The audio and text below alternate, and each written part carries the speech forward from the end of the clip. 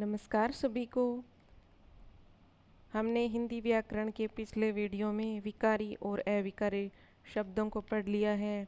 अब हम अगला अध्याय शुरू करते हैं, शब्द रूपांतरण। शब्द रूपांतरण अर्थात किसी भी शब्द को दूसरे शब्द में कैसे परिवर्तित करते हैं। तो इसकी परिभाषा है, विकारी शब्दों, संज्ञा, सर्वनाम, विशेषण, क्रिया में विकार उत्पन्न करने वाले कारकों को विकारक कहते हैं। लिंग, वचन, कारक, काल तथा वाच्य से शब्द के रूप में परिवर्तन होता है। तो हम देखते हैं कि लिंग से और वचन से, काल से, कारक से है वो शब्द के रूप में किस तरह परिवर्तन होता है। तो सबसे पहले देख लेते हैं कि लिंग से किस तरह हम शब्द को बदल सकते हैं। तो लिंग शब्द का अर्थ होता है चिन्ह या पहचान, अर्थात ये स्त्रीलिंग है, पुल्लिंग है या नपुंसकलिंग है, इस तरह की पहचान या चिन्ह है। तो ये लिंग शब्द के अर्थ को बोध कराता है। व्याकरण के अंतर्गत लिंग उसे कहते हैं जिसके द्वारा किसी विकारी शब्द के स्त्री या पुरुष जाति का होने का बोध होता है। तो व्याकरण में हम लिंग शब्द का अर्थ स्त्री या पुरुष जाति के होने का बोध समझते हैं। प्रकार है, हिंदी भाषा में लिंग दो प्रकार के होते हैं।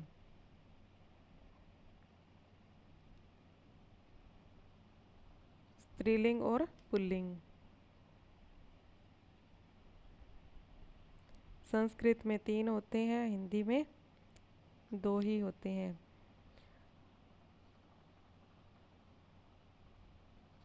पुल्लिंग जिसके द्वारा किसी विकारी शब्द की पुरुष जाति का बोध होता है उसे पुल्लिंग कहते हैं। गोविंद है, अध्यापक है, मेरा, काला, जाता, इस तरह राम, श्याम आदि उदाहरण ले सकते हैं। फिर है स्त्रीलिंग जिसके द्वारा किसी विकारी शब्द की स्त्री जाति का बोध होता है उसे स्त्रीलिंग कहते हैं। इनके अंदर विकारी शब्द ही आएंगे पुल्लिंग और स्त्रीलिंग में। इनके उदाहरण के लिए सीता है, अध्यापिका है, मेरी, काली, जाति, वह जाता है, वह जाती है। फिर है लिंग की पहचान कैसे हो। तो लिंग की पहचान शब्दों के व्यवहार से होती है। कुछ शब्द सदा पुल्लिंग होते हैं और कुछ शब्द सदा स्त्रीलिंग। कुछ शब्द परंपरा के कारण पुल्लिंग या स्त्रीलिंग में प्रयुक्त होते हैं। तो हम देखते हैं कि इनकी पहचान कैसे करें कि कौन से पुल्लिंग है, कौन से स्त्रीलिंग है।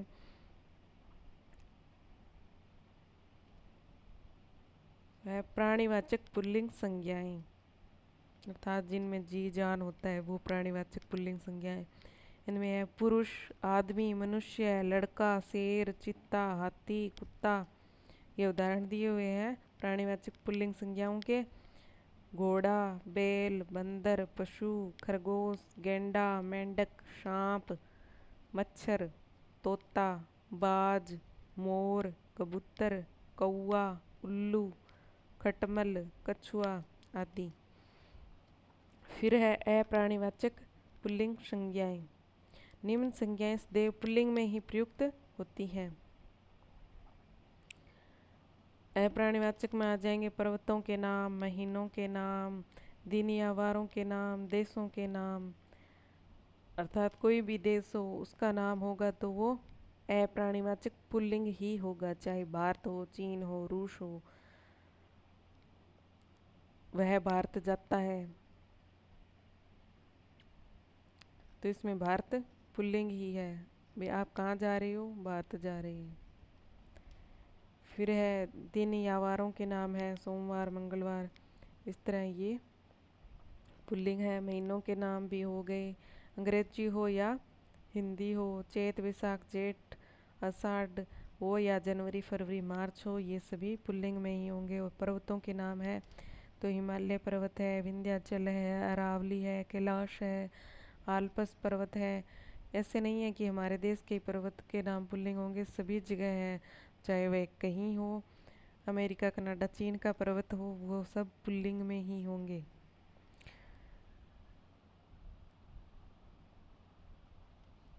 आगे देखते हैं, ग्रहों के नाम है सूर्य, चंद्रमा, मंगल, शुक्र, राहु, केतु, अरुण, वरुण, यम, पृथ्वी, इनमें एक अपवाद है। और देशों के नाम में भी एक इंडोनेशिया है, वो अपवाद है, ये भी ध्यान रखना पड़ेगा। और ग्रहों में पृथ्वी एक अपवाद है जो पुल्लिंग नहीं है, और इंडोनेशिया भी पुल्लिंग नहीं है। धातुओं के नाम है, इनमें सोना, तांबा, पित्तल, लोहा आदि तो पुल्लिंग है, लेकिन इनमें एक चांदी अपवाद है, ये पुल्लिंग नहीं है। वृक्षों के नाम में नीम, बरगद, बबूल, आम, पीपल, अशोक ये सब पुल्लिंग में है, और इमली इनका अपवाद है, इमली है ये स्त्रीलिंग में है। अनाजों के नाम में चावल, गेहूँ, बाजरा, जौ आदि तो पुल्लिंग है, लेकिन ये ज्वार है, ये एक अपवाद है, ये पुल्लिंग में प्रयुक्त नहीं होता है।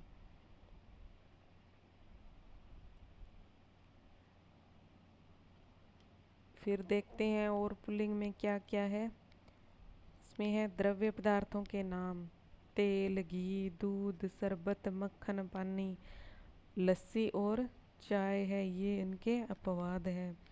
तो अपवाद को याद रख लो, बाकी सब पुल्लिंग। इन सभी इतने ज़्यादा को याद रखने की ज़रूरत नहीं है, इनके अपवाद अपवाद याद कर लो, और आगे ये याद कर लो कि समय सूचक नाम है वो पुल्लिंग होते हैं, जैसे क्षण है, सेकंड है, मिनट है, घंटा, दिन, सप्ताह है, पक्ष, माह आदि।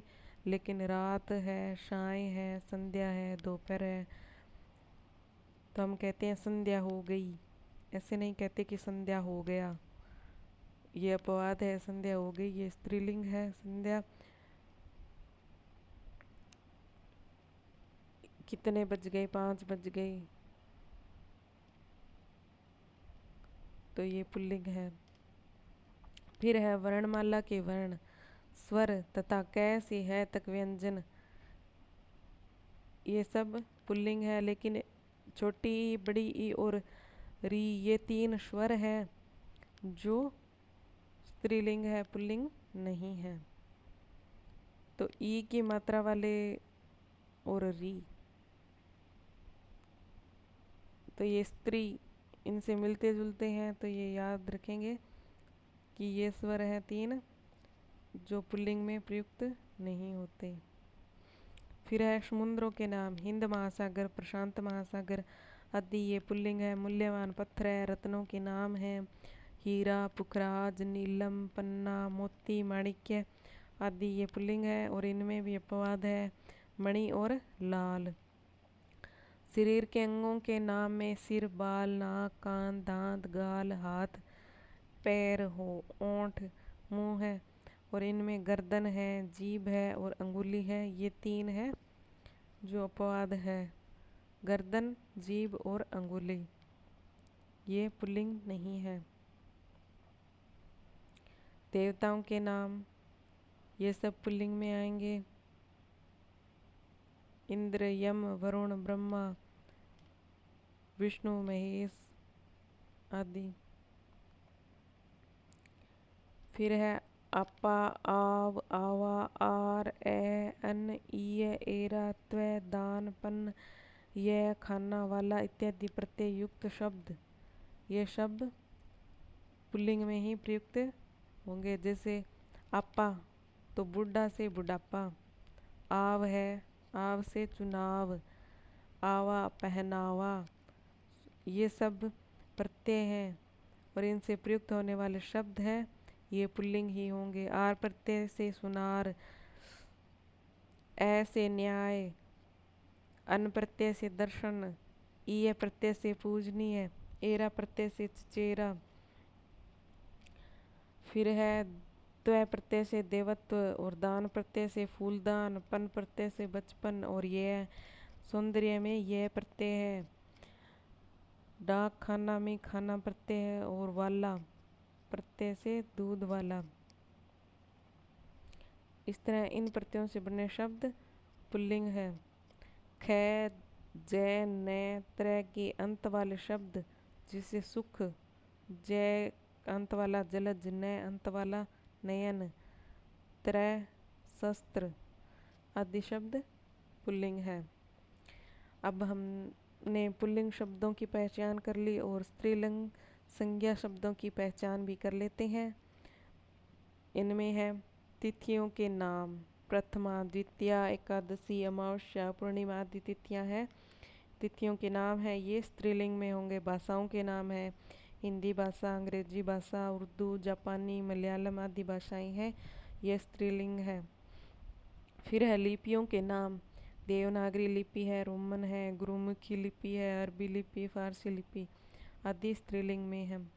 बोलियों के नाम भी स्त्रीलिंग में होंगे। ब्रज, भोजपुरी, हरियाणवी, अवधी आदि बोलियां हैं। नदियों के नाम है गंगा नदी, गोदावरी, व्यास नदी, ब्रह्मपुत्र नदी। और इसी तरह है नक्षत्रों के नाम हैं, ये भी स्त्रीलिंग में है। रोहिणी नक्षत्र है, अश्विनी है, भरणी है। देवियों के नाम दुर्गा, रमा, उमा, ये तो देवियां हैं तो स्त्रियां ही हैं, स्त्रीलिंग में ही होंगी। महिलाओं के नाम भी स्त्रीलिंग में ही होंगे। लताओं के नाम है अमरबेल है, मालती है, तोरई है आदि लता बेल, इनके नाम है, ये स्त्रीलिंग में होंगे। इसी तरह आई, आइन, आनी, आवट, आहट, इया, ई, तै, ता, ती आदि प्रत्यय युक्त शब्द, जैसे आ प्रत्यय से छात्रा, आई प्रत्यय से मिठाई, आइन से ठकुराइन, आनी से नौकरानी, आवट से सजावट बना है, आठ प्रत्यय से घबराहट बना है, इया प्रत्यय से गुड़िया बना है, ई प्रत्यय से गरीबी बना है, तय से ताकत बना है, और ता प्रत्यय से मानवता है, और ती प्रत्यय से नीति। इस तरह ये शब्द है स्त्रीलिंग संज्ञा शब्द है।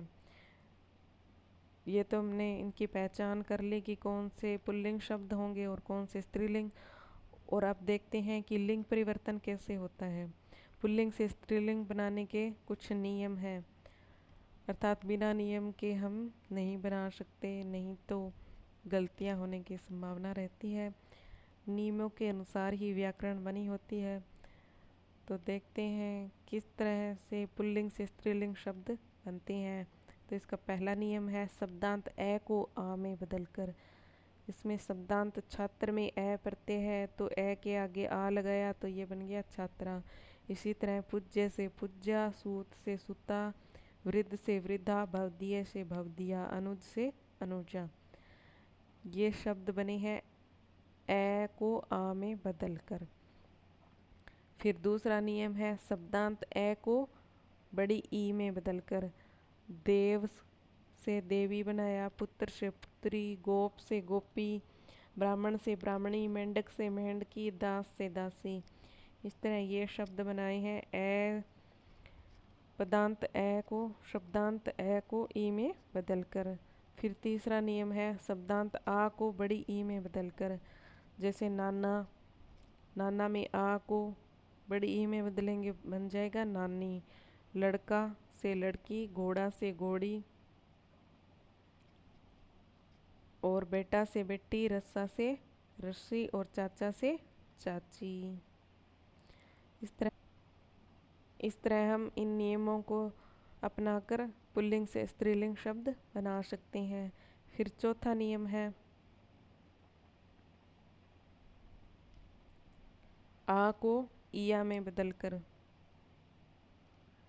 तो बुढ़ा से बुढ़िया, चूहा से चूहिया, कुत्ता से कुतिया, डिब्बा से डिबिया, बेटा से बिटिया, लोटा से लुटिया। फिर पांचवा नियम है शब्दांत प्रत्यय अक को इका में बदलकर। बालक, इसमें अक है, बालक तो बालिका, लेखक लेखिका, नायक नायिका, पाठक पाठिका, गायक गायिका, विधायक विधायिका। ये अक है और ये इका है। तो शब्दांत प्रत्यय अक को इका में बदलकर हमने स्त्रीलिंग शब्द बनाए। फिर आनी प्रत्यय लगाकर स्त्रीलिंग शब्द कैसे बनते हैं। देवर से देवरानी, चौधरी से चौधरानी, सेठ से सेठानी, भव से भवानी, और जेठ से जेठानी। फिर आगे है नी प्रत्यय लगाकर।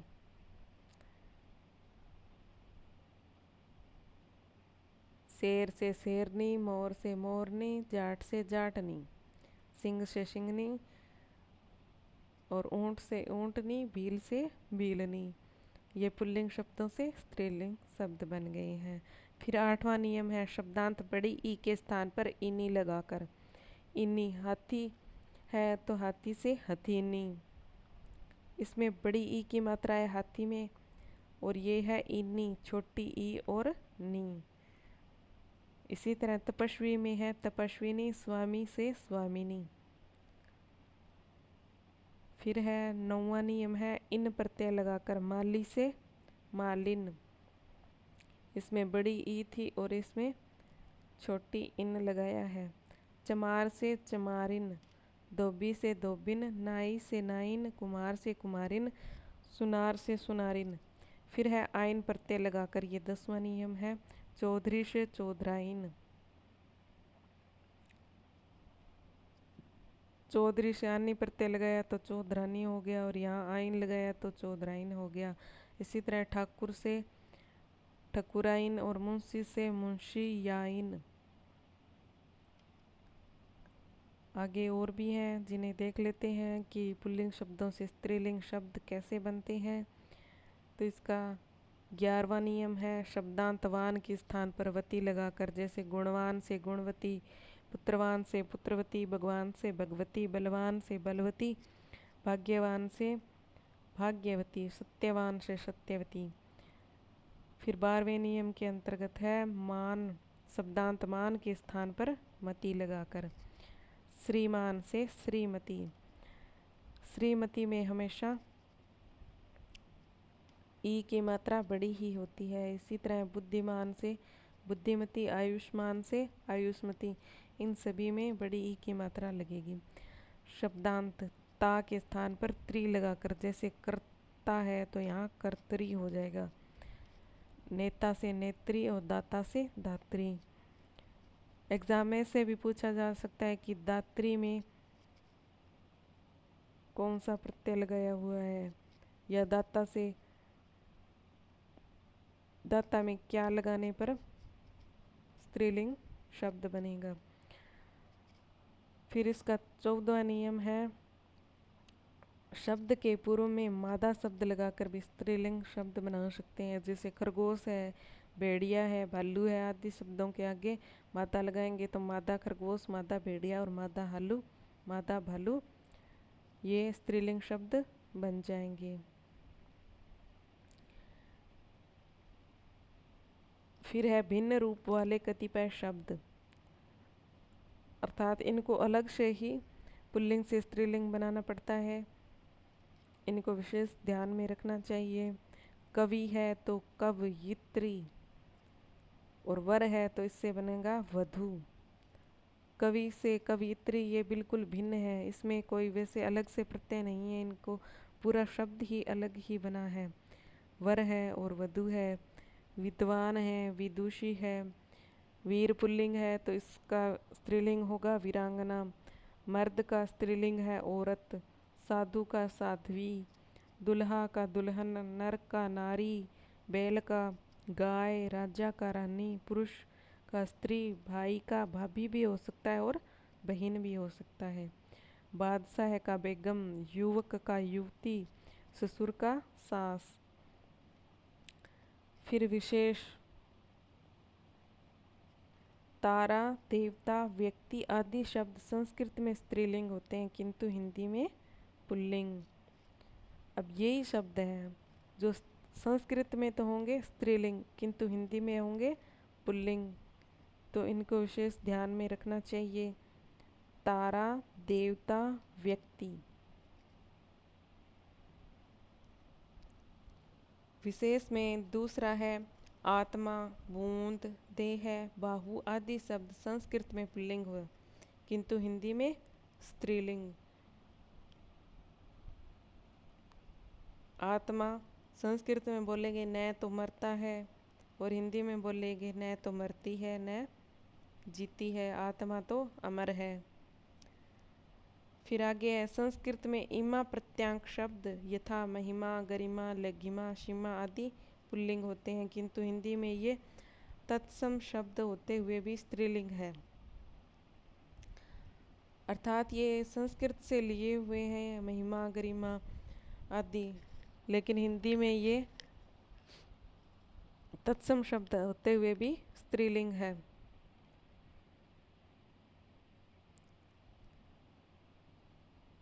इसकी महिमा अपरंपार है, अपनी सीमा में रहो, इस तरह ये संस्कृत में तो होंगे पुल्लिंग और हिंदी में होंगे स्त्रीलिंग। फिर है अप्रत्यांक, जय, विजय, पराजय, संस्कृत में तो पुल्लिंग होते हैं किंतु हिंदी में स्त्रीलिंग।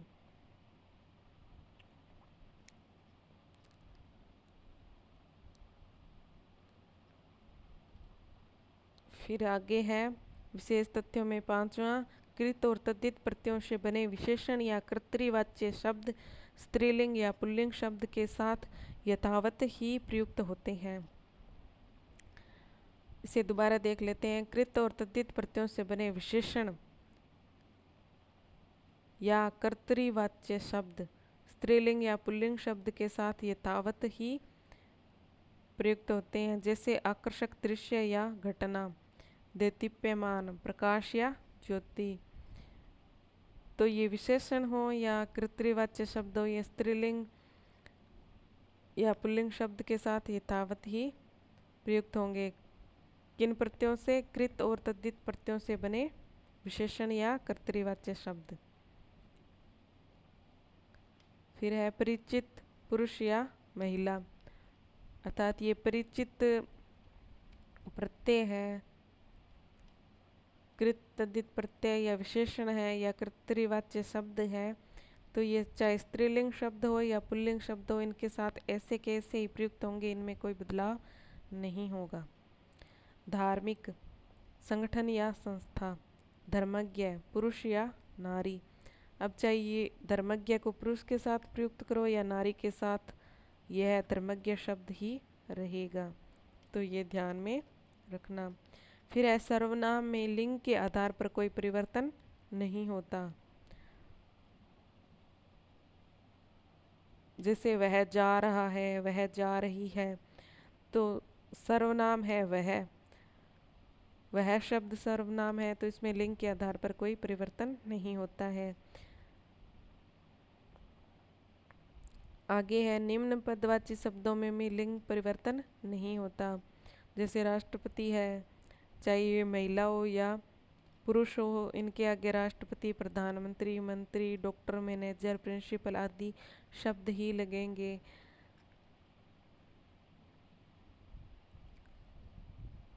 जैसे राष्ट्रपति प्रतिभा पाटिल है, राष्ट्रपति प्रणब मुखर्जी है, तो ये शब्द हैं, ये पुल्लिंग और स्त्रीलिंग दोनों शब्दों के आगे बिना परिवर्तित हुए ही लगते हैं। फिर है वचन। सामान्यतः वचन शब्द का प्रयोग किसी के द्वारा कहे गए कथन अथवा दिए गए आश्वासन के अर्थ में किया जाता है, अर्थात हमने कह दिया कि हाँ मैं तुझे ये वचन देता हूँ या देती हूँ, तो उस अर्थ में लिया जाता है। किंतु व्याकरण में वचन का अर्थ संख्या से लिया जाता है, जैसे एक वचन, दो, द्विवचन, बहुवचन, इस तरह। तो हिंदी में वचन दो प्रकार के होते हैं, यह ध्यान में रखना। संस्कृत में 3 और हिंदी में 2। जिस तरह लिंग भी हिंदी में 2 होते हैं और वचन भी 2 होते हैं। तो हमने शब्द परिवर्तन में लिंग को पढ़ लिया है, पुल्लिंग और स्त्रीलिंग, और उनका रूप परिवर्तन कैसे किया जाता है, और वचन को हम पढ़ेंगे अगले वीडियो में। तब तक की आज्ञा दीजिए। अब तक मेरे साथ बने रहने के लिए धन्यवाद। Thank you. Have a nice day.